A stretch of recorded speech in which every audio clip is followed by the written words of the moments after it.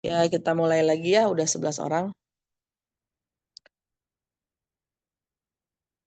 Nah, di sini berbagai contoh, bentar ya.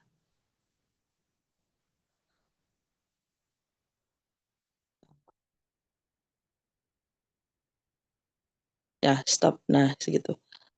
Di sini berbagai contoh autoimun, macam-macam autoimun lah intinya ya. Bahwa autoimun itu menyerang sel tubuh kita sendiri gitu ya. Sel tubuh si personal tersebut. Contoh, dia bisa nyerang apa aja sih dok gitu ya. Menyerang sistem saraf ya. Contoh penyakitnya adalah multiple sclerosis sama myasthenia gravis ya. Terus yang kedua, menyerang sistem kelenjar endokrin ya, yaitu pada penyakit diabetes tapi tipe 1 ya. Lalu ada Graves' disease ya, ada Hashimoto thyroiditis, ada Addison disease ya. Aduh dok susah-susah namanya, apaan sih tuh gitu ya. Nanti kita bahas satu-satu ya Bu. Jadi autoimun itu bukan hanya segini, bukan hanya yang ada di gambar tersebut, tapi bisa ratusan ya. Jadi banyak sekali yang kita anggap itu kayaknya bukan suatu penyakit, padahal itu penyakit ya. Dan bukan hanya diabetes tipe 1, Graves' disease, Hashimoto, Addison, terus multiple sclerosis sama myasthenia gravis banyak Bu. Ada lebih dari 100 ya. Ini hanya beberapa contoh. Lalu kalau yang menyerang saluran cerna ada celiac disease, ada IBD ya, inflammatory bowel disease, ada hepatitis autoimun, ada kolangitis ya. Lalu kalau yang menyerang ke kulit ada psoriasis, vitiligo ya. Vitiligo itu autoimun ya.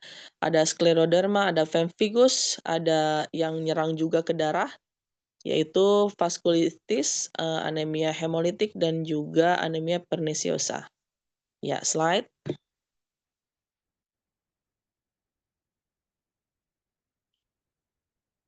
Iya. Nah, ini mungkin bisa digedein sendiri-sendiri ya.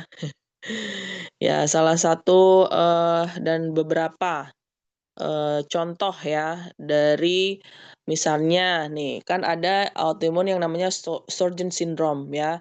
Pada Sjögren syndrome ini biasanya orangnya itu, eee bisa ada lupusnya, bisa juga tidak ada lupusnya ya.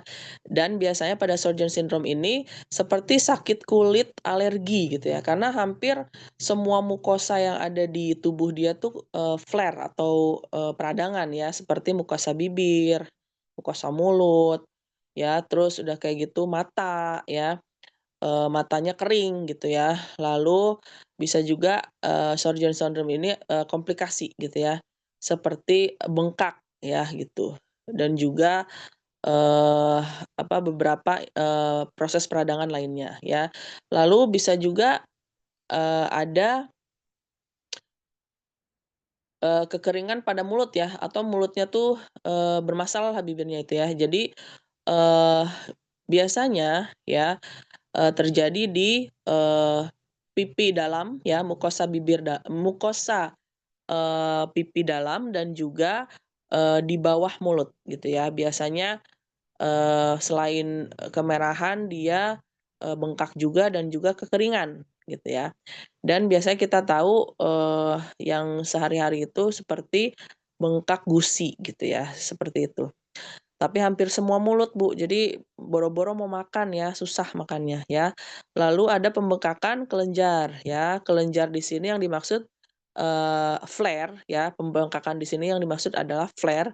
Kalau pada lupus biasanya, eee, si kelenjarnya itu membengkak. Jadi kita bisa bilang apakah, benjolan tersebut ada ke arah limfoma Hodgkin atau non-Hodgkin gitu ya, atau, pembesaran kelenjar tersebut memang ada infeksi gitu. Jadi, eee blur ya, karena hampir mirip dengan, penyakit-penyakit yang lain gitu ya. Lalu bisa kalau misalnya terkena ke paru-paru bisa ada nyeri dada ya, yang disertai, seperti serangan jantung ya, atau, pembuluh darah yang terblok ya, yang, dekat sama jantung gitu ya. Lalu ada, inflamasi atau peradangan, di sekitar paru-paru ya. Sehingga apa? Sehingga selain nyeri dada dia juga kesulitan untuk bernafas ya, dan juga bisa ada cairan di paru-parunya, sehingga mirip-mirip dengan pneumonia ya gitu, atau menyebabkan pneumonia karena ada cairan gitu ya. Lalu ada scarring, within the lungs tuh maksudnya ada sehingga karena ada infeksi di paru-parunya kalaupun sembuh menimbulkan scar. Scar itu, bekas, infeksi ya yang tidak hilang gitu ya, di sekitar paru-paru gitu ya. Lalu, kalau menyerang jantung gimana Dok? Akan ada peradangan ya di pembuluh darah jantung yang, gejalanya tuh sama seperti gejala penyakit jantung, sehingga ngeblur juga nih ya, ini tuh autoimun, apa ini serangan jantung misalnya coronary artery disease gitu ya, atau, pembuluh darah koroner gitu ya. Nah, bisa juga, bersamaan dengan komplikasi gitu ya, di beberapa pembuluh darah jantung ya. Lalu kalau misalnya ke pencernaan ya, biasanya, pada kasus yang lupus ya, pencernaan, nah ya, pada kasus lupus gitu, eee ada gangguan pada, apa, BAB-nya gitu ya, BAB-nya tidak normal lah gitu ya.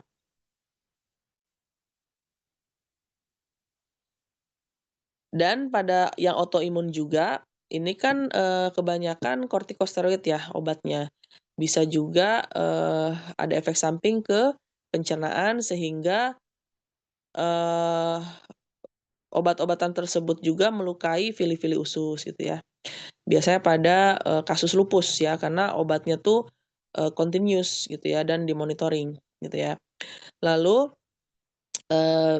autoimun juga bisa menyerang saluran pencernaan dan, eee, menyebabkan luka ya di pencernaan gitu ya.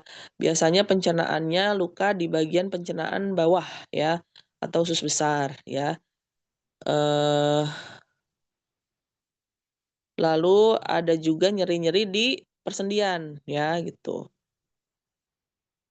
Biasanya pada lupus juga sama. Nah terus, bisa juga menyebabkan sakit kepala, pusing ya, mood swing ya, jadi, agitate gitu ya, apa, irritable, jadi gampang gampang, marah, terus sensitif, dikit-dikit tersinggung, kayak gitu ya. Karena dia juga, eee, berkaitan sama regulasi emosi juga gitu ya. Jadi kalau misalnya, eee, orang tersebut dia autoimun disebabkan karena regulasi emosi, nanti biasanya dokter subspesialis penyakit dalam khusus reumatologi sama timnya itu, akan ada konseling ke psikolog atau, psikiater gitu ya, untuk regulasi emosinya gitu ya. Lalu biasanya, mmm, ada, kerontokan rambut ya gitu. Jadi, beberapa pasien saya juga ada yang dia usianya 15, 16 gitu ya. Datang-datang ibunya ngeluh, "Kok anak saya botak ya, Dok?" Gitu ya. Dari situ saya cek semuanya ternyata ke arah autoimun gitu ya. Sehingga, untuk hair loss ini kerontokan kita, multidisiplin berarti ya. Jadi ke dalam iya, subspesialis untuk imunologinya ya, bukan autoimun, imunologi, subspesialis imunologi untuk, internis, terus hair loss-nya ini ke kulit gitu ya, jadi spesialis kulit gitu. Lalu, dia juga suka susah untuk menelan, ya. Biasanya pada kasus autoimun yang Sjögren syndrome, ya, di mana mulutnya itu, sangat kering sehingga dia, eee, tidak basah atau tidak lembab, dalam, eee, mencerna makananlah, kan digigit dulu ya. Biasanya kalau kita makan itu kan ada kelenjar ludah, jadi ditambah jadi lebih basah lah makanan yang tadi misalnya kita makan kerupuk jadi basah kan si kerupuknya gitu ya. Ini enggak, saking keringnya pas ditelan itu tuh sakit ya, jadi sehingga dia ada gangguan menelan ya, dan juga gangguannya itu, eee, di otot-otot bagian menelannya juga gitu. Jadi kan kalau kita nelen tuh ada otot-otot tertentu yang di sekitar tenggorok itu untuk membantu proses menelan gitu ya, dan juga persarafan-persarafan untuk menelannya gitu ya. Lalu ada pembekakan hati ya, di mana, disebabkan dari peradangan ya, sehingga mengurangi, aliran darah ke hati ya. Lalu ada juga infeksi di pankreas ya, yang di-trigger atau disebabkan dari adanya peradangan di kasus autoimun yang lupus, atau bisa juga disebabkan karena obat-obatan, autoimun ya, gitu. Lalu bisa juga, menyerang ginjal ya, di mana ada gangguan-gangguan pada ginjal. Nah, kalau misalnya, gangguan pada ginjalnya lama ya, inflamasinya lama, bisa menyebabkan ke gagal ginjal ya, failure or kidney damage ya. Lalu bisa juga menyerang, pembuluh darah dan juga hasil produksinya gitu ya, sehingga menyebabkan anemi pada hemoglobin, dikarenakan ada sama sekali lagi peradangan. Oleh karena itu, yang paling rendah itu pakai kortikosteroid ya, mulai dari yang rendah sampai yang tinggi, yang potennya rendah, sedang, sampai tinggi gitu ya. Nah sehingga, dia menyerang apa Dok, kok sampai anemi? Jadi yang diserang itu justru sel darah merah ya, yang membawa hemoglobin, sehingga dia anemi berat ya, sehingga butuh transfusi. Sehingga yang autoimun itu biasanya HB-nya rendah, dia bolak-balik ke rumah sakit hanya untuk transfusi ya, 7, 6, 5, 4 gitu ya HB-nya. Dan juga biasanya ada internal bleeding atau pendarahan di dalam ya, di saluran cerna bisa ya. Atau, karena dia menyerang sel, darah merahnya, jadi, lisis ya, sehingga, hancur dan, HB-nya turun. Lalu kalau misalnya dia wanita, ya kan kebanyakan dominan wanita, dia terkena autoimun, lagi hamil, biasanya kehamilannya ada komplikasi ya, apalagi pada kasus lupus ya. Sehingga wanita hamil yang mengidap lupus itu resikonya tinggi ya, resiko kematian terhadap ibu dan janin ya. Jadi harus dimonitoringnya sangat-sangat ketat oleh dokter ya. Tiredness tadi udah ya, jadi, lelah ya, merasa capek gitu ya. Biasanya, eee, yang paling booming sekarang itu pada, kasus lupus ya. Begitu slide.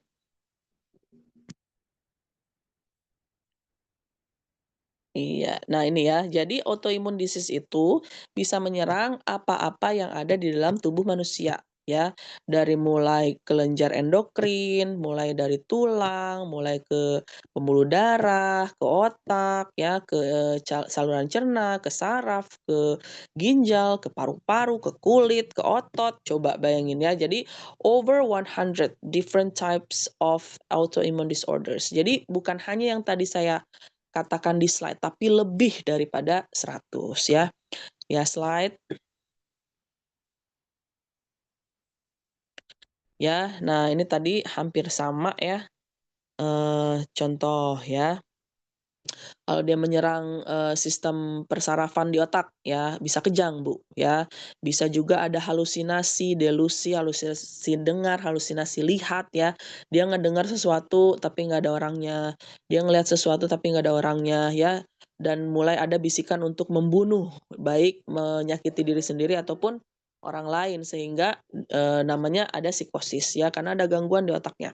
Lalu sakit kepala hebat ya, lalu fungsi kognitifnya bermasalah ya, dalam mengambil keputusan, dalam belajar, dalam konsentrasi gitu ya.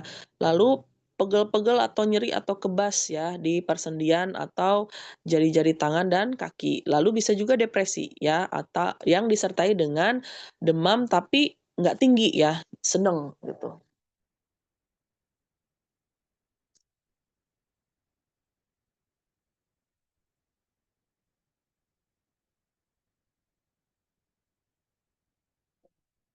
Ya, lanjut.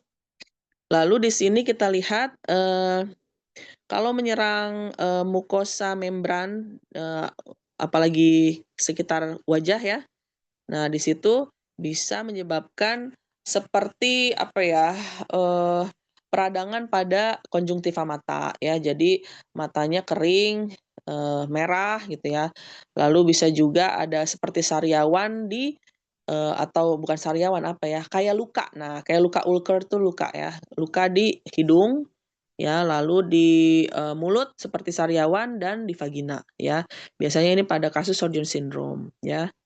Kalau misalnya mengganggu ke, saluran cerna bisa, apa namanya, BAB darah ya, lalu muntah-muntah, diare, berat badannya, kadang naik, kadang turun gitu ya.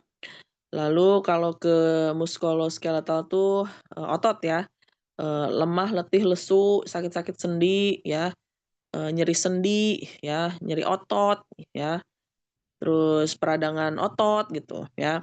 Kalau ke kulit ada butterfly rash itu pada lupus ya, jadi di mukanya itu dari pipi kanan kiri itu seperti ada merah tapi seperti, apa, pola kupu-kupu lah ya. Terus kalau kena matahari tuh dia kayak, nggak bisalah, silau, terus panas, nggak nyaman gitu ya. Dan juga kebotakan, Bu, kebotakan, terus ada vaskulitis, vaskulitis itu sejenis infeksi pada pembuluh darah ya. Pembuluh darahnya itu yang, di bawah kulit ya. Jadi semacam seperti ada nanahnya atau hanya sekedar merah-merah aja gitu ya. Terus ada juga Raynaud's phenomenon, lalu, eee, kalau ke hati bisa peradangan, hati, kalau ke jantung bisa peradangan jantung ya, baik di otot perikardium, endokardium ya. Lalu ke ginjal tadi bisa jadi hipertensi, bisa ada kebocoran protein, ada gagal ginjal tadi yang kita udah ngobrolin, yang kita sudah bahas, sama, bengkak ginjal ya. Kalau, perempuan ke kandungan atau reproduksi reproduksi ya, komplikasi pada saat kehamilan ya, terus miscarriage itu keguguran ya, dan juga irregular siklus dari mens ya. Kalau ke darah ya tadi anemia ya, anemia tuh hemoglobinnya turun, Bu, jadi harus ditransfusi. Trombositopeni, trombositnya turun, leukopeni, leukositnya turun, trombosis, trombositosis atau trombus itu penyumbatan ya, lalu, adanya antibodi dan imun kompleks yang tersirkulasi tapi nyerang ke badan dia sendiri gitu ya. Nah, lupus ya, pokoknya bisa menyerang ini dia ngomongin lupus ya, ini salah satu contoh, pembukaan dari semua autoimun kita ngebahas lupus ya. Lupus ini bisa menyerang ke bagian mana aja di dalam tubuh ya.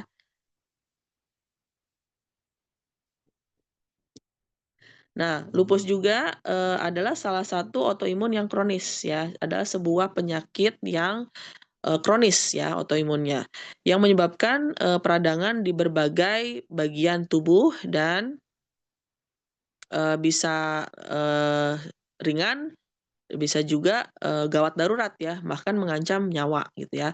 90%, yang mengidap lupus biasanya perempuan, 80% di antara mereka, lupusnya itu, pada usia 15 sampai 45 tahun ya. Sampai saat ini penyebab pastinya dari lupus itu, yang kita tahu hanya autoimun. Penyebab pastinya sekali, untuk details tidak diketahui sampai sekarang. Para peneliti juga, mempercayai bahwa, setiap individu itu mempunyai genetik ya, dan ada yang digenetikan diturunkan, sehingga bisa men-trigger terjadinya lupus, dan diperberat dengan adanya trigger-trigger dari lingkungan gitu ya. Dengan, pengobatan yang tepat ya, maka, orang-orang yang mengidap autoimun bisa, hidup dan normal, eee, seperti biasa gitu ya. Jadi, autoimun itu bukan kanker, Bu, ya. Autoimun itu ada suatu kondisi yang tadi saya sudah jabarkan dan, dia bisa intervensi gitu ya. Jadi dia bisa eee diobati tapi tidak hilang ya. Kalau trigger-nya datang dia jadi gitu ya, sehingga bisa dimonitoring berarti seumur hidup ya monitoringnya ya. Mengancam nyawanya tuh kalau apa, Dok? Biasanya pada kasus lupus atau, multiple sclerosis ya, yang menyerang, otak dan, persarafan tulang belakang gitu ya. Jadi yang krusial sekali, nah itu mengancam nyawa gitu ya. Jadi, tidak semua lupus itu mengancam nyawa, tidak semua autoimun itu mengancam nyawa, ada beberapa yang mengancam nyawa kalau ya menyerang organ-organ yang penting gitu ya, yang dapat menyebabkan kematian. Ya, mungkin begitu ya dari saya, slide-nya sudah habis, silahkan saya kembalikan kepada admin.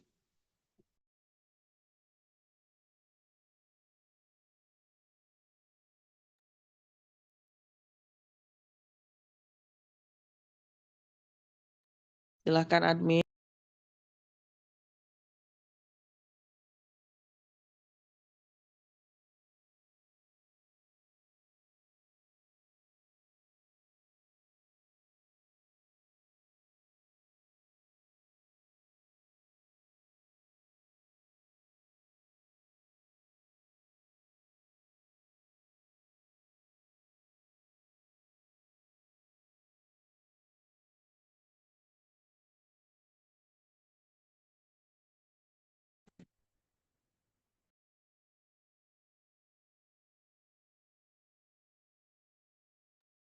Silahkan admin. Mungkin ada yang bertanya, dipersilakan bisa chat atau langsung open mic.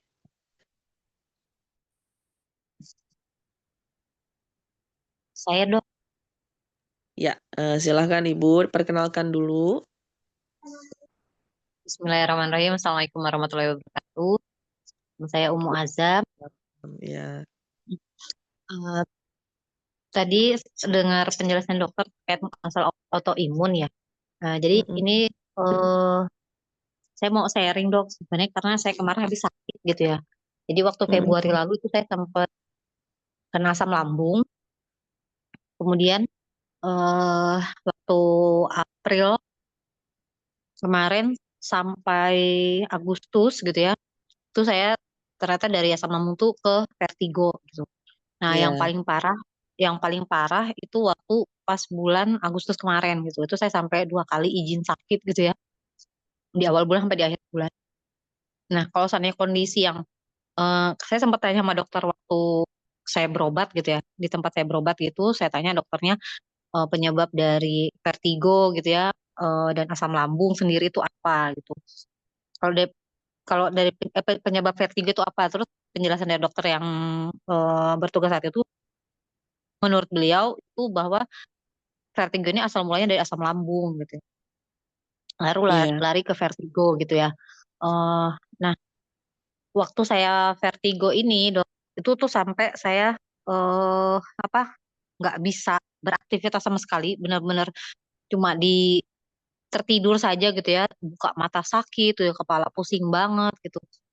Nah, itu hampir 2 pekan saya seperti itu dok. Apakah itu masuk dalam kategori misalnya kayak kita autoimun gampang banget sakit apa segala macam gitu ya, yang kondisinya saya nggak pernah seumur hidup kerja, maksudnya sampai sakit sampai separah itu gitu dok. mhm, Dan kalau seandainya boleh di sharing dok, vertigo sendiri itu sebenarnya penyakit yang seperti apa sih gitu ya, kenapa sampai saya selama ini kan cuma dengar aja tuh orang vertigo itu sakit kepala pusing gitu ya, dan ini ngalamin sendiri itu yang kayak mhm, nggak bisa ngapa-ngapain gitu ya dok ya, dan eh, yang mau saya tanyakan penyebabnya sampai solusi apa obatnya gitu. Kira-kira harus oh, seperti apa supaya saya ngerasa banget down kemarin sampai benar-benar yang ya Allah apa namanya ya mudah-mudahan sakitnya kemarin tuh benar-benar ngugurin dosa gitu kan sakit banget sampai yang benar-benar nggak bisa beraktivitas. Mungkin itu pertanyaan saya dok. Terima kasih sebelumnya. Assalamualaikum. iya, waalaikumsalam, ya, Nah, iya, Afwan untuk moderator mungkin bisa Ana gantikan terlebih dahulu, dokter. siap, iya, siap, terima kasih Ibu. Iya. Tafadhali dijawab dulu, dokter. Ya, siap. Tadi teh vertigo ya, bentar ya.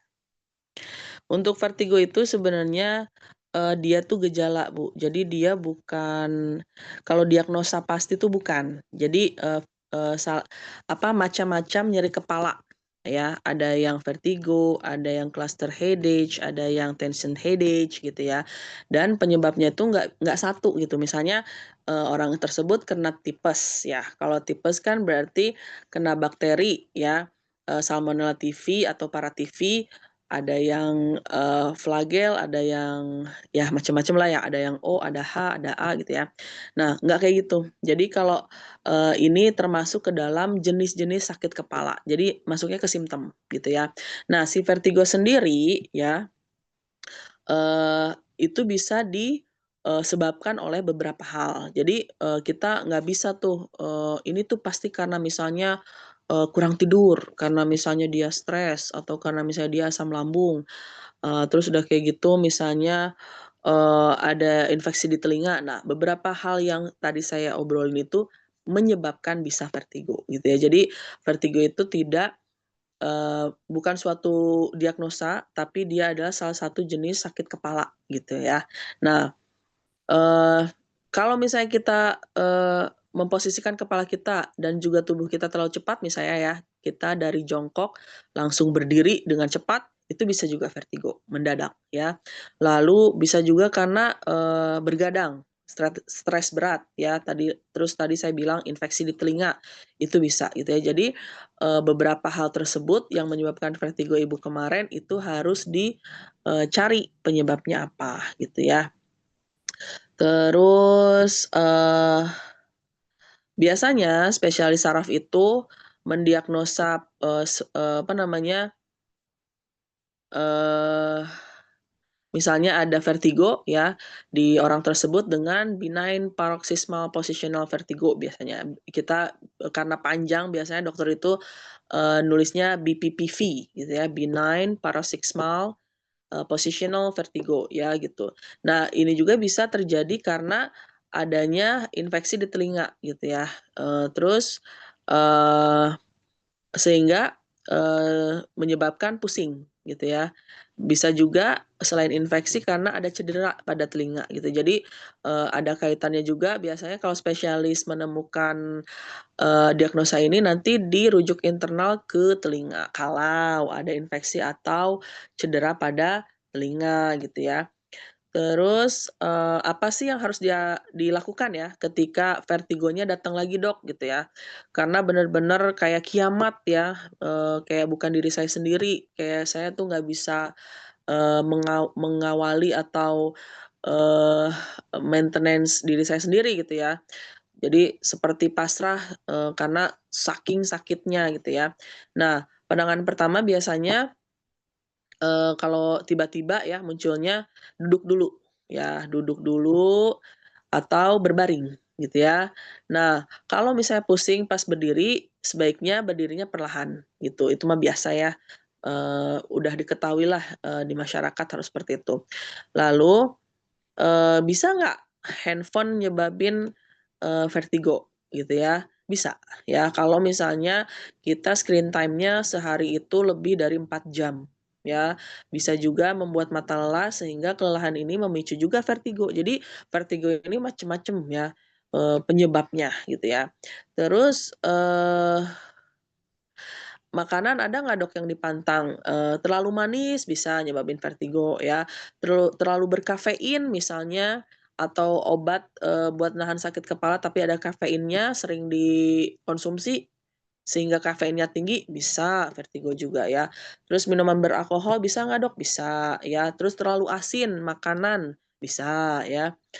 Terus kalau misalnya obatnya apa Dok? Yang biasanya bisa dibeli di apotek itu Eee, mereknya tuh Histigo, Mertigo gitu ya, isinya itu beta-histin, ada yang 6, ada yang 12 ya, biasanya 2 kali sehari. Ya itu nanti dia cara kerjanya tuh ke ke otak ya. Jadi dia itu ada anti nyeri yang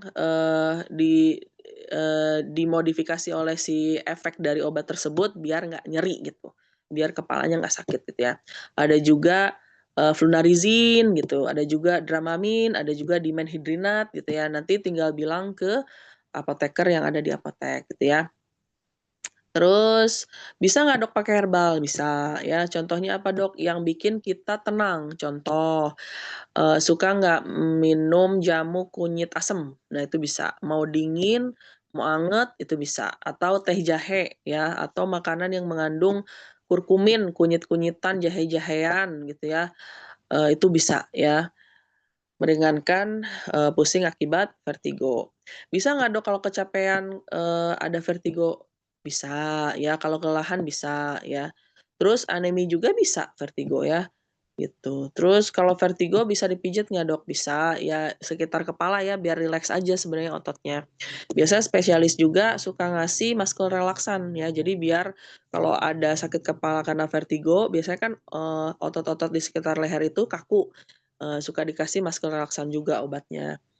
Boleh nggak kalau vertigo rebahan? Kalau tidur tengkurap nggak boleh ya, karena, berarti kan kepalanya posisinya, tengkurap ya, ke bawah gitu, itu memperburuk justru ya. Terus berbahaya nggak vertigo, Dok? Sebenarnya secara keumuman nggak berbahaya, tapi ada juga misalnya gini, berarti kan yang selanjutnya harus dilakukan ketika vertigo ada seperti tadi, tapi kalau misalnya tidak membaik juga dengan apa yang sudah disampaikan, berarti konsul ke spesialis saraf ya. Dari situ sudah maintenance dengan spesialis saraf selama 3 bulan tidak ada perubahan, biasanya langsung CT scan atau MRI ya. Jadi dilihat kepalanya ada apa nih gitu, karena kalau ada masa tumor gitu ya, itu juga bisa menyebabkan vertigo atau sakit kepala hebat juga bisa ya, seperti itu. Nah biasanya vertigo tuh kayak apa, sensasinya seperti berputar, bergoyang ya, terus pas diputar itu serasa ditarik ke satu arah gitu, gitu, seperti itu. Ya, ada Ya, pertanyaan yang lain? Dok, Mungkin maaf baik, dok. Jazakum. siap. Oh mau nanya lagi Ibu, Oh, mangga. iya. Maaf ya dok, Ya, mau tanya satu aja. ya. Saya sempat sharing ke teman infonya, apakah benar vertigo itu gejala apa sih stroke awal gitu dok? Karena waktu kemarin tuh saya sempat ngalamin beberapa kali di leher belakang saya itu kayak Sakit. sakit ketarik gitu ya, tiba-tiba kayak terdiam gitu dok. Saya langsung Hmm, teringat waktu pas dibilangin teman tuh kayak astagfirullahaladzim, iya ya kemarin kok iya, kayak ya langsung iya. kayak kaku gitu. Itu aja dok, maaf ya dok. Iya nggak apa-apa. Bisa juga karena kolesterol tinggi bisa ya. Jadi, biasanya spesialis itu, saraf itu biasanya dari yang rendah dulu dia cari, dia suruh pasiennya itu koreksi dulu apakah kolesterolnya ada gitu ya. Terus dari situ kalau ke arah stroke biasanya disertai dengan faktor resiko yang men-trigger dia stroke. Contoh, apa namanya, trigliseridnya terlalu tinggi ya, berarti, faktor lipidnya. Jadi, kolesterol total, HDL, LDL dengan trigliserid itu dicek. Terus yang kedua, tensi, ada tensi nggak, ada hipertensi nggak gitu ya. Terus yang ketiga, diabetes. Nah, diabetesnya itu nanti diperiksa gula darah puasa dengan gula darah setelah 2 jam makan dan HbA1c atau gula 3 bulan yang lalu. Nah, kalau misalnya ada salah satu dari faktor tersebut yang tinggi, biasanya vertigonya dari situ, gitu. Jadi, tidak semerta-merta langsung vertigo, ada, dia stroke, enggak, ya, enggak kayak gitu, pola pikir di algoritma kedokterannya, begitu. Jazakumullah khairan Ustaz, dokter untuk jawabannya. Untuk Ummu Azam, apakah pertanyaannya sudah terjawab? Ya, insya Allah sudah lengkap ya. Ya, jazakumullah khair dokter dan moderator. Iya, Amin. amin. Terima kasih, Bu. Baik, kalau gitu kita lanjut lagi ke pertanyaan berikutnya ya dokter. Iya, Ini mau dibatasin berapa pertanyaan dokter kira-kira? mungkin 2 lagi. 2 lagi ya dokter ya? Iya, iya. Baik, saya cek dulu di bagian kolom chat. Ini juga banyak yang bertanya soal nah ini, Mhm. dari Ummunesya, Assalamualaikum warahmatullahi wabarakatuh. Apakah autoimun itu gejalanya tangan memerah dan badan lemas, dok? Udah dibahas. Lanjut. Tadi sudah ya dokter ya. Mhm. Hmm. Bolehlah habisin aja Ibu. Dari Umu Ella Herawati, ini yang lambung banyak ya dok ya yang bahas lambung. Mungkin kita wakili satu aja. Mm-mm. Hmm. Afwan dok, kalau lambung itu ada hubungannya dengan pikiran dan stres. Benar. Ada saudara lambungnya kritis sampai dirawat dan kata dokter dari pikiran salah satunya. Kayak gitu. Ya, ini namanya psikosomatis. Jadi psikosomatis itu eh, s- gangguan regulasi emosi psikisnya ya yang membuat atau menyebabkan tubuhnya sakit. Jadi menyebabkan ada gangguan pada biologisnya gitu. Jadi dari pikiran ke biologis gitu ya. Namanya psikosomatis. Dan salah satunya memang stres itu meningkatkan kadar asam lambung sehingga ada gangguan reflux ya. Jadi naiknya asam lambung dari lambung ke esofagus sehingga ada kesan seperti sakit dada gitu. Jadi ada yang naik, seperti ada yang naik. Jadi dadanya seperti sakit gitu ya. Sehingga orang awam sering menyebutnya apakah itu serangan jantung gitu ya. Nah, untuk menentukan dia serangan jantung atau murni dari GERD, gastroesophageal reflux disease itu harus di EKG dan juga di ekokardiograf ya. Jadi nanti dilihat kalau misalnya dari jantung biasanya ada penyumbatan di pembuluh darah jantung koroner. Sehingga dengan ekokardiograf dilihat ada penyumbatan pembuluh darah ya koroner baik yang anterior ataupun lateral atau posterior gitu ya. Nah, kalau misalnya dari ekokardiograf dan EKG tidak ada gambaran iskemik ya, iskemik sumbatan karena ada penyumbatan di pembuluh darah koroner berarti murni dari lambung seperti itu. Baik dokter. Jadi untuk Elsa Herawati, insya Allah sudah terjawab ya pertanyaannya. Ini kita habiskan aja nih dokter. Ya, Pertanyaan. habiskan aja karena pertanyaannya apa namanya nggak terbuka tapi tertutup singkat. Baik. Em, dari Umu Irma, Afwan dok, tadi salah satu penyebab autoimun adalah proses food. Apakah proses food homemade juga sama-sama berbahaya apabila dikonsumsi terlalu banyak? Nah, yang tahu dia homemade murni atau tidak itu hanya yang bikin, Bu. Jadi, apakah dia pakai pemanis buatan gitu ya, atau misalnya dia pakai contoh aspartam ya. Aspartam itu kan pemanis buatan dan juga pengawet. Nah, kita nggak tahu tuh dia pakai pemanis buatan aspartam untuk sekaligus pengawet biar harga ekonomisnya lebih bisa terjangkau masyarakat dan tidak basi gitu kan, atau dia pakai pengawet yang lain. Nah, kita nggak tahu, Bu, gitu. Jadi, maksud saya gini, bukan berarti kita nggak boleh makan seperti sejenis kornet, sarden gitu ya, terus eh, manisan yang di kaleng, bukan, Bu, ya. Boleh, tapi tidak tiap hari ya. Ada apanya? Ada momen-momen tertentu lah gitu. Jadi sehingga orang-orang sering bilang dokter-dokter gitu ya, back to nature tuh maksudnya ya kalau bisa misalnya makan tuh hari ini pergi ke pasar, belanja buat 3 hari gitu ya. Terus misalnya beli tahu, tempe, kangkung, bayam, sama ikan gitu ya. Jadi dalam 3 hari ke depan tuh ya kita masak gitu. Bukan kita beli ke toko frozen food, terus kita beli apa namanya suki-sukian gitu ya. Bumbunya bumbu tom yum yang di sachet gitu kan. Terus udah kayak gitu apa namanya dumpling gitu kan, pakai sosis, terus pakai yang lainnya gitu, bukan kayak gitu, Bu. Jadi boleh kita, bikin pesta suki di rumah ya, tapi tidak tiap hari kita seperti itu. Nah, kebanyakan yang seperti ini tuh anak ngekos ya, karena mereka biasanya belum mahir untuk memasak gitu ya, sehingga ada juga kemungkinan dari situ udah mah dia stres misalnya pengen skripsi ya, makanannya tiap hari mie aja terus gitu kan. Terus pakai nugget, pakai sosis yang di frozen. Nah, itu bahaya ya, seperti itu. Nah, jadi apakah proses food homemade? Nah, tergantung ya, homemade-nya murni benar-benar, dia karena di-freeze gitu ya, atau ada tambahan yang lain gitu. Karena, rumah produksinya yang tahu gitu ya, seperti itu.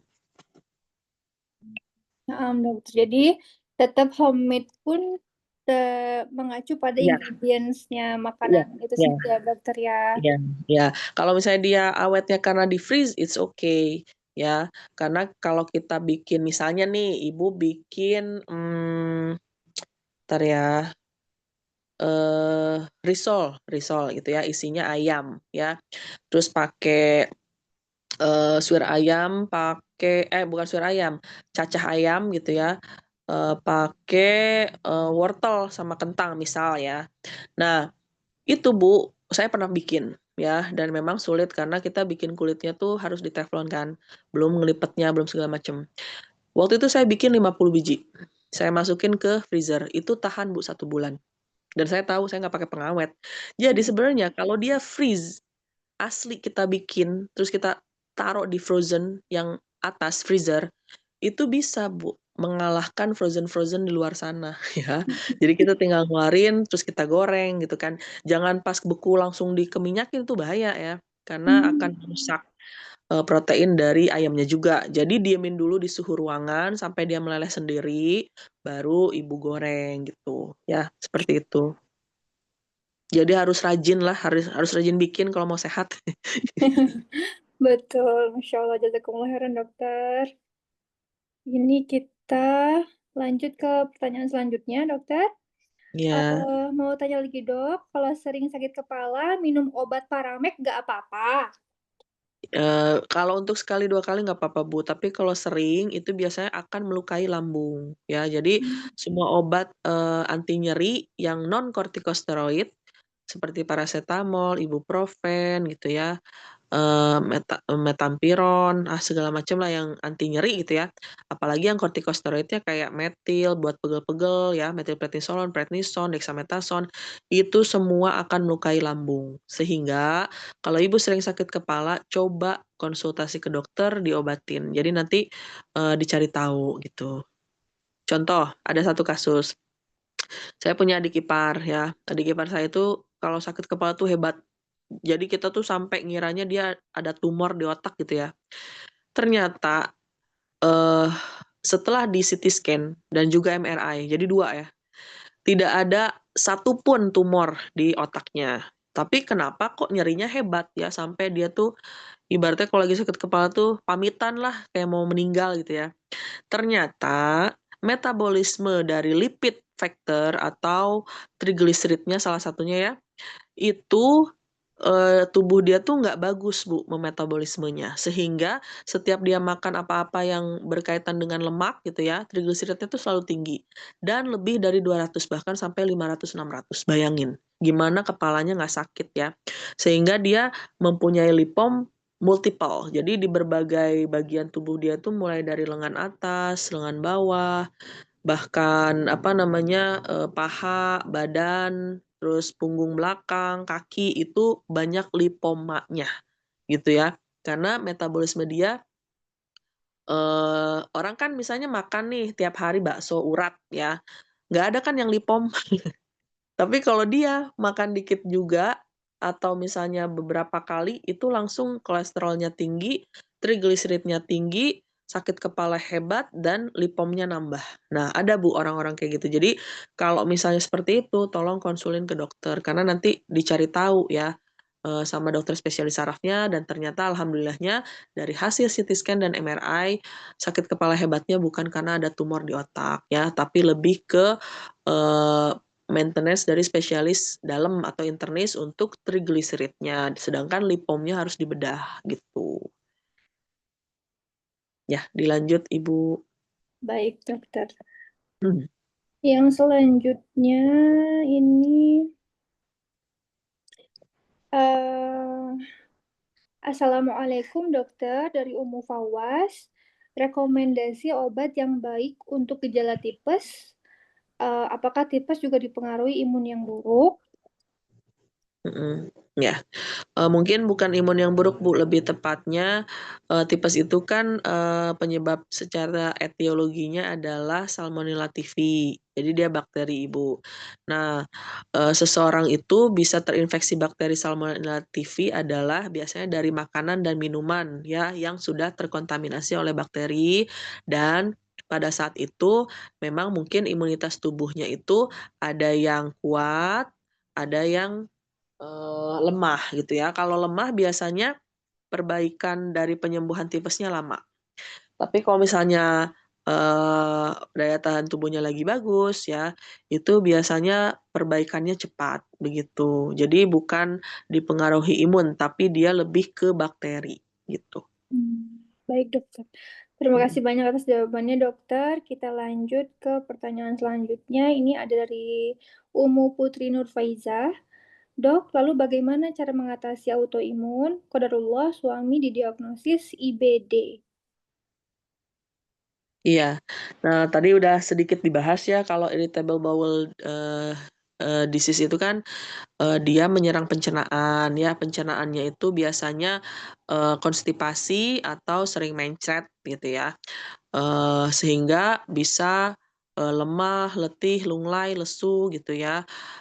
Terus, karena seperti itu boro-boro mau beraktivitas ya, konsentrasi juga buyar gitu ya, sehingga tidak dapat melakukan pekerjaan ya. Terus, bisa dehidrasi juga ya, sehingga dia harus dirawat gitu ya. Nah, beberapa jurnal ya, itu menyatakan bahwa autoimun itu, untuk, irritable bowel ini, dia itu biasanya dari regulasi emosi, Bu. Jadi mungkin kita lihat dulu, faktor pertama Bapak orangnya seperti apa ya. Apakah orangnya, eee tendensinya misalnya orangnya gampang tersinggung gitu ya, terus segala sesuatu harus perfeksionis, sedangkan di dunia ini butuh proses, Bu, untuk perfect karena banyak sekali, apa namanya, aral dan rintangan ya di kehidupan kita sehari-hari kalau untuk mau perfeksionis sehingga salah satu regulasi emosi yang nanti akan berikan kepada orang yang memang harus dikonsulkan adalah mencoba menerima keadaan ya dan juga bisa beradaptasi dengan lingkungan atau keadaan tersebut dan juga nanti dibalikan ke agama masing-masing. Jadi kayak lebih pasrah, bisa menerima kekurangan orang lain, memaafkan gitu Ibu ya. Nah, untuk IBD ini sendiri ada juga yang dia ke arah, kolitis ulceratif atau ulcer itu luka ya, luka di usus sehingga misalnya ee-nya ada yang berdarah gitu ya.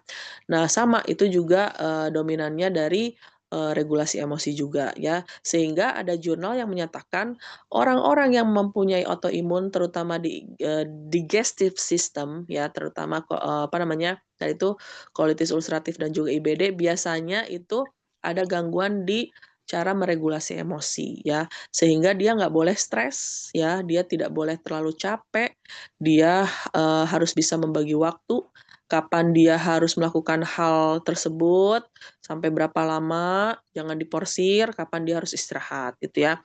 Terus, makanan.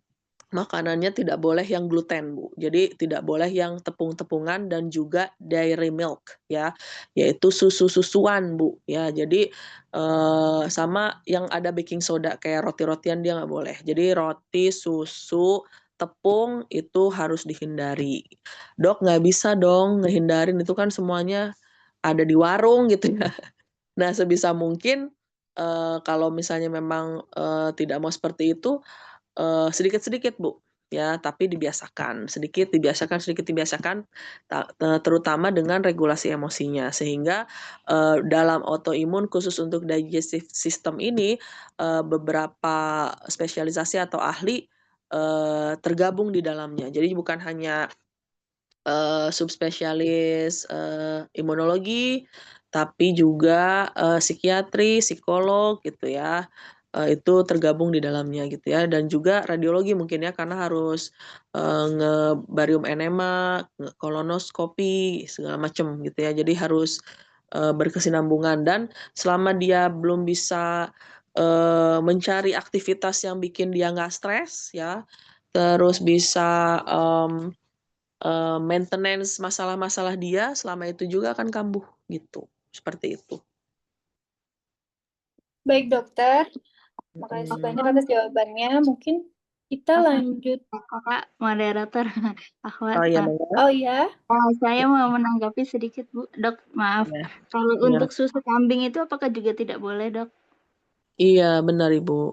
Jadi persusuan, intinya mau susu kambing, sapi, unta nggak boleh Ibu. Oh, gitu. Kalau Mhm. teh hijau gitu masih Termasuk bisa keju ya? termasuk keju Ibu nggak boleh.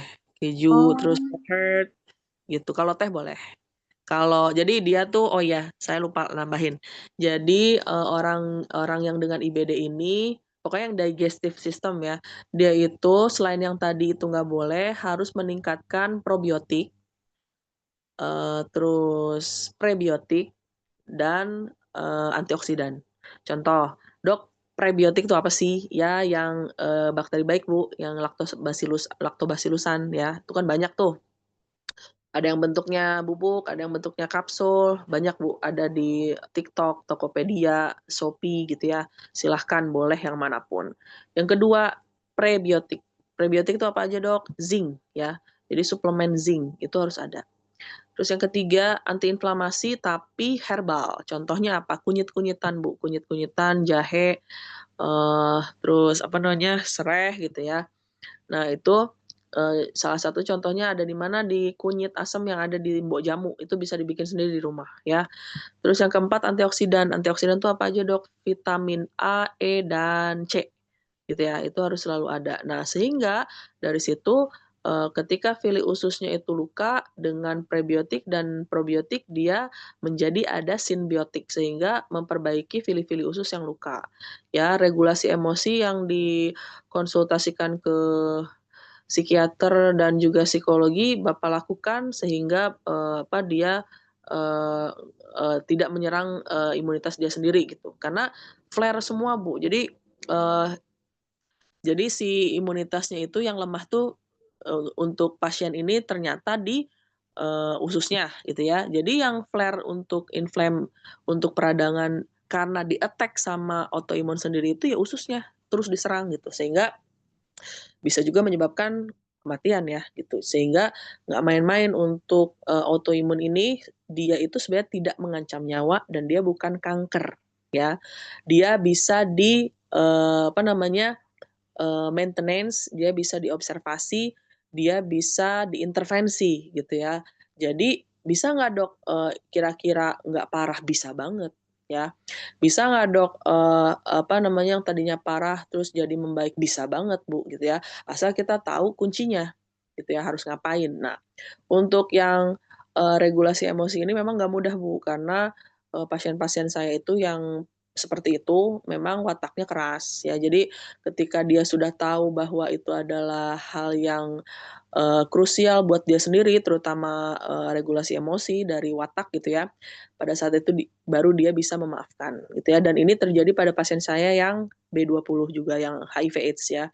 Jadi pada saat, 20 tahun yang lalu, kerjanya tuh banyak banyak rezekinya gitu ya, sehingga ya mungkin bebas gitu ya, dan memang orangnya wataknya keras, dari situ dia kena B20 dulu, HIV/AIDS ya, lalu dia berobat gitu ya, kena HIV ya, dari situ dia berobat sehingga tidak menjadi AIDS, sampai saat sekarang dia minum obat seumur hidup, jadi kualitas hidupnya tuh kayak orang normal gitu, masih seperti kita sehat gitu ya. Nah, cuman yang jadi masalah dia itu selalu saya nggak bisa ngeregulasi emosi saya, Dok. Sehingga selain saya kena HIV, saya juga kena kolitis ulceratif. Saya selalu berdarah, dia bilang gitu ya.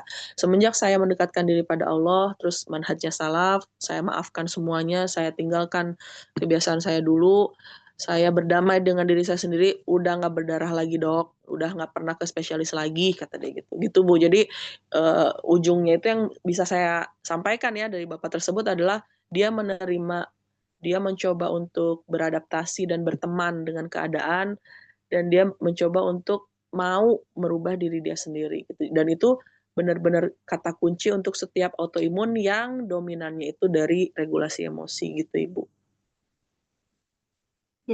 Jazakillah khairan, Dokter. Ya, sama-sama. Ya, silakan Ibu admin. Baik, dokter. Kita lanjutkan lagi ke pertanyaan terakhir dari chat. Mungkin ya, dokter. Habis itu kita kasih kesempatan untuk teman-teman yang raise hand ya, dokter ya. Ya, siap. Dari Ibu Ani Herawati, pemeriksaan lab apa dok yang diperlukan untuk menegakkan diagnosa autoimun? Saya ada psoriasis dan beberapa waktu ini mengalami nyeri sendi, kecapean yang panjang. Dan satu lagi dokter, apakah autoimun itu salah satu penyebabnya adalah kekurangan vitamin D? Apakah benar dok? Ya, kan tadi kita udah ngobrol ya, autoimun itu dia nyerang imunitas dia sendiri gitu ya. Nah, untuk suplemen untuk vitamin D3 ini kan dia meningkatkan imunitas gitu ya. Enggak semata-mata cuman faktor kekurangan vitamin D3 di autoimun, enggak Bu. Cuman salah satu terapi untuk memperbaiki imunitas itu bisa dengan D3 gitu ya. Jadi pola pikirnya seperti itu. Terus untuk pertanyaan pemeriksaan apa saja untuk autoimun, kalau untuk lupus itu ada pemeriksaan yang sering disebut namanya anak ya, tes anak gitu ya, antibody antinuklear gitu ya. Kalau positif berarti dia autoimun gitu ya.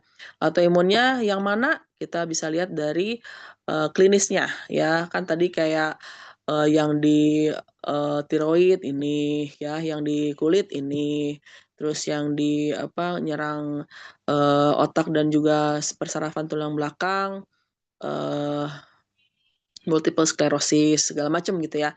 Jadi dilihat dari klinisnya gitu ya, Bu. Terus bisa dilihat juga di lab itu laju endap darahnya meningkat ya, gitu. Jadi lama laju endap darahnya itu ibaratnya mengental lah gitu ya. Terus, ada, reaksi inflamasi dengan pemeriksaan CRP atau C-reactive protein ya. Kalau misalnya, reaktif berarti memang peradangannya mulai overreaktif. Nah, itu salah satu ciri dari autoimun ya. Lalu bisa juga kita lihat ferritin. Ferritin itu temennya zat Fe ya. Jadi, dia yang membawa, zat besi itu dengan oksigen dan juga sel darah merah untuk membentuk hemoglobin ya. Kalau ferritinnya rendah berarti memang ada gangguan di sel darah merah ya, di zat besinya sehingga dia anemi bisa, tapi itu tidak satu-satunya faktor yang bisa menggambarkan bahwa orang itu tuh kena autoimun, enggak. Itu hanya salah satu karena salah satu faktornya itu kan dia anemi ya, karena ada autolisis dari diserangnya sel darah merah gitu ya. Autolisis itu pemecahan sendiri Bu karena autoimun sehingga sel darah merahnya itu diserang ya. Jadi Hb-nya yang membentuk hemoglobin itu kan sel darah merah. Sel darah merahnya diserang ya otomatis rendah ya hemoglobinnya. Terus ada lagi kalau misalnya autoimunnya itu termasuk kepada rheumatoid arthritis, dia yang diperiksa bukan anak. Anak itu biasanya antibody antinuklear itu khasnya untuk lupus ya. Kalau misalnya rheumatoid arthritis itu khasnya itu rheumatoid factor. Makanya subspesialisasinya ada khusus rheumatologi ya, subspesialis dari dalam ya. Ada lagi namanya rheumatologi. Nah, ini biasanya yang diperiksa untuk kasus rheumatoid arthritis adalah rheumatoid factor ya. Kalau misalnya reaktif ya berarti memang bisa di dipertebal jawabannya bahwa ke arah ya autoimunnya yang rheumatoid arthritis gitu ya. Lalu ada lagi ELISA. Nah, ELISA ini kalau waktu saya kuliah itu yang terbaru baru ketahuan penelitian paling anyar gitu ya. Kalau sekarang udah mulai ya rada-rada ada yang paling barulah gitu ya. Dulu ELISA lagi booming waktu saya kuliah, itu bisa juga sama seperti anak. Jadi memeriksa imun gitu ya. ELISA ini singkatannya dari Enzyme Link Immunosorbent Assay. Jadi menghitung ya atau menganalisa ya, tentang imunologinya, lewat enzim ya, yang nge-link ke enzim gitu. Jadi kita memeriksa imunologinya yang nge-link ke enzim, namanya ELISA gitu ya. Terus ada lagi Bu, anti, cyclic citrullinated peptide ya. Jadi kita memeriksa peptide di antibodinya si pasien gitu ya, apakah dia, reaktif atau tidak. Kalau reaktif berarti memang autoimun gitu ya. Dan juga imunoglobulin yang lain gitu Bu. Jadi ini mah lebih ke subspesialis patologi klinik dan patologi anatomi, dan juga subspesialis, eee, internis dalam khusus reumatologi dan juga, apa tadi teh, eee imunologi. Nah, subspesialis reumatologi dan subspesialis imunologi gitu, Bu. Dan di Indonesia ini untuk subspesialis keduanya dari internis tersebut jarang ya, karena mereka sekolahnya juga ke luar negeri gitu. Jadi yang saya tahu untuk wilayah Jabar ini di RSAS gitu ya. Kalau di Jakarta ya udah nggak usah ditanya ya, ada di Gatot Subroto, ada di Fatmawati gitu ya, RSCM gitu ya. Seperti itu, Ibu. Baik, terima kasih banyak atas jawabannya, Dokter.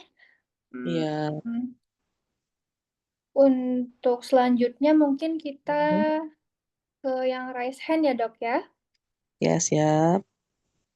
Ini ada Kak Aulia Nurjana, tafadholi Usti. Assalamualaikum warahmatullahi wabarakatuh. Waalaikumsalam warahmatullahi wabarakatuh, Bu. Maaf dokter, sebelumnya saya mau tanya, saya didiagnosa dengan PCOS atau Polycystic Ovary Syndrome. Nah, yang dengar nih kalau PCOS itu kan dia adalah low grade inflammation. Apakah hal ini ada keterkaitannya dengan autoimun atau hanya sekedar inflamasi biasa? Karena Ya. pada PCOS ada juga yang mengalami gangguan tiroid, dokter. Gimana tuh Iya. bedakan antara gejala PCOS? Nah, ya, jelas. Nah, di sini kan kita tadi ada nggak ya, reproductive system, bentar. Slide-nya ya, oke. Lagi? Mundur. Nah, lagi mundur. Mana tadi ya? Mundur lagi, Bu. Kayaknya maju. Maju lah, Bu. Maaf ya dipanggil Ibu. Maju lagi mungkin Ibu slide-nya. Belum bergerak. Maju Ibu. Ya, lagi. Lagi. Lagi. Bentar Bu, bentar. Nggak ada, lagi. Ya, bentar Bu. Ini ada nggak ya? Bentar. Digestion intestinal joint. Nah, ada di sini pregnancy complication, tapi biasanya kehamilannya beresiko, terus lupus yang menyerang ke, ya sebentar ya. Paling 5 menit lagi ya, ada Zoom sebentar. Ya. Oke. Nah, untuk PCOS saya udah pernah ngebahas, tapi tahun 2000 berapa ya kemarin ya? 2022 kalau nggak 2021 di Raudatus Sholihat. Nanti kita bahas lagi ya. Setahu saya PCOS itu kalau memang ada gangguan di tiroid, terus ada inflam tapi mild, bisa jadi ada autoimun. Tapi harus dikoreksi dengan pemeriksaan lab yang tadi ya. Jadi pola pikir di kedokteran itu sebagai dokter biasanya kita seperti itu. Jadi kita nggak bisa menjudge seseorang tuh jebret gitu ya. Ini mah PCOS-nya gara-gara autoimun, nggak bisa Bu. Itu tidak bisa dipertanggungjawabkan. Bahkan ibaratnya diagnosa liar gitu ya, tidak bisa dipertanggungjawabkan, sehingga kita koreksi dengan pemeriksaan penunjang, yaitu yang tadi itu. Ya, biasanya yang ke arah kandungan itu atau ke arah, reproduksi kan lupus. Jadi kita koreksi lagi nih, si orang ini ada PCOS, katanya mild inflammation, terus dia ada tiroidnya juga, ya kan? Berarti secara klinis kan ada tuh gambaran ke autoimun ya nggak, Bu? Ya kan? Nah, karena biasanya yang ke reproductive system itu lupus, kita periksa anaknya, Bu, gitu ceritanya. Nah, kalau anaknya positif berarti benar ada lupusnya, Bu, begitu. Tapi yang namanya autoimun semakin cepat ketahuan, semakin bisa considering untuk, tidak menjadi parah gitu ya, sehingga nggak usah khawatir gitu ya. Yang khawatirkan sekarang Ibu boleh mengajukan tes anak, tapi kalau misalnya mengajukan sendiri tanpa rekomendasi dokter yang memeriksa biasanya bayar sendiri dan itu mahal. Nggak apa-apa, biar secure aja gitu, ngerasa aman gitu ya, apakah saya ada lupus atau tidak gitu, Ibu. Baik, Ya, terima kasih banyak dokter. Jazakillahu khairan. sama-sama Ibu. Ibu Mbak. admin sepertinya sampai sini karena saya ada pasien, Ibu. Oh, alhamdulillah. Baik, dokter. Jazakumullah Ya, khairan untuk kajian kali jazakumullah ini. khairan juga ya. Baik, kalau gitu kita sudahkan kajian kita kali ini. Jazakumullah khairan katsiran kepada Dr. Regianti atas ilmunya yang telah disampaikan hari ini. Semoga Allah membalas kebaikan beliau dengan sebaik-baik balasan, memberkahi ilmu dan amalnya, serta memberikan kesehatan selalu. Terima kasih juga kepada seluruh jamaah yang sudah hadir dan berpartisipasi. Semoga ilmu yang kita dapat hari ini menjadi ilmu yang bermanfaat, diberkahi, dan diamalkan dalam kehidupan sehari-hari. Ana izin mengingatkan sedikit, jangan lupa Antuna bisa menuliskan serta membagikan catatan terbaik dari kajian hari ini di Instagram masing-masing. Dan insya Allah catatan terbaik akan mendapatkan hadiah spesial dari Demiza. Semoga ini menjadi motivasi bagi kita semua untuk semakin semangat menuntut ilmu dan berbagi kebaikan. Mari kita tutup dengan membaca doa kafaratul majelis. Subhanakallahumma wa bihamdika asyhadu an la ilaha illa anta astaghfiruka wa atubu ilaik. Wassalamualaikum warahmatullahi wabarakatuh.